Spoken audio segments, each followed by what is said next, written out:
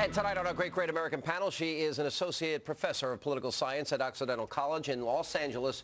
Caroline Heldman is back. She is a fellow with Project 21, Fox News contributor.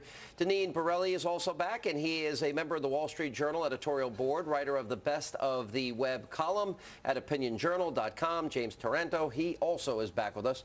All right, so we now see the president at odds with the American people on every poll, generic ballot, president's approval rating, Congress's approval rating in the tank.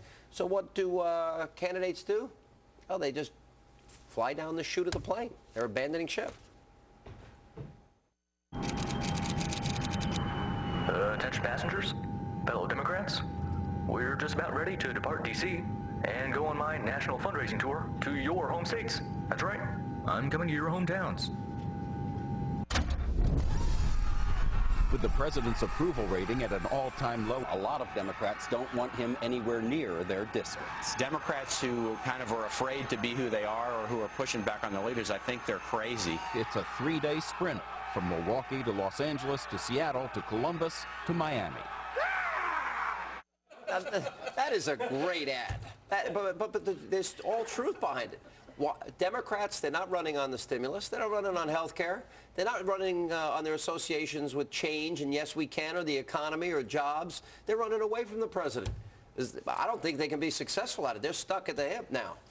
Well, this is quite standard, right, Sean, for an economic downturn. Quite standard. It is pretty standard for an economic downturn. No, it's not. He inherited it from George W. Bush. He inherited the deficit from George W. Bush. It started in 2001. Time for him to man up and stop blaming Bush. Get over it. We can't revise history, Sean. Get over it. 2 years, a year and a half, and he still hasn't been able to clean up his mess. Playing the Bush card is over. It's just a fact. It's history. I'm sorry, I don't revise history. We're looking at government gone wild with the spending, the debt, the deficit. The American people are tired of the policies that are coming out of this administration as well. And they're rejecting it, and he's had 2 years, and this blame Bush mentality is not going to, look, let him try it for the next 75 days. But you know what? He ran for the job. He begged for the job.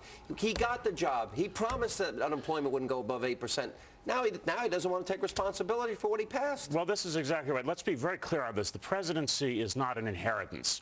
Barack Obama is not the king. He sought out this responsibility, and he should live up to it. As for President Bush, I'd like to just point out two things. First of all, there was a poll recently that found that George W. Bush is more popular than Barack Obama in marginal districts held by Democrats. Isn't that amazing? That spells trouble. Second, let me just quote a guy named Peter Beinart, who writes for the Daily Caller and used to be editor of the New Republic.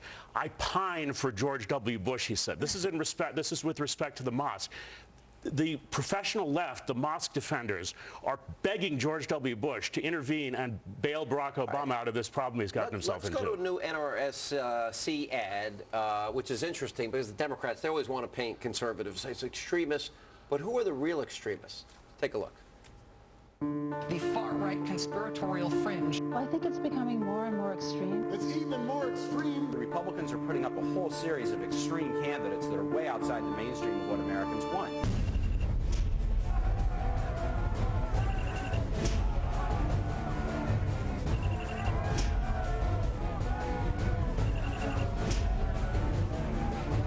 Right to build a place of worship, a community center on private property in Lower Manhattan.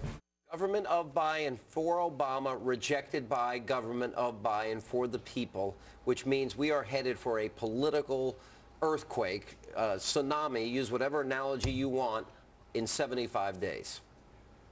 Well, I do think that we're headed there not because of President Obama, but because of an economic downturn. This is not a extremist president. It's not his fault. You know, he's he is a centrist president. He has failed the left on Guantanamo, Afghanistan, a watered-down health care with no public option, a watered-down financial reform bill. You can paint him as extremist, but to the left, and I'm on the left, he's not one of us. It looks like Obama's policy to fundamentally transform America is not working. The American people, his polls are dropping. Bo the dog is more popular than he is. I mean, come on. The American people don't. Well, the poll numbers cited in that ad were not about the economy. They were about policy questions. The people oppose Obamacare, disapprove of the job he's doing, and so forth, the mosque business. So it's not just because the economy is in bad shape. That was Obama's agenda. All right, we got to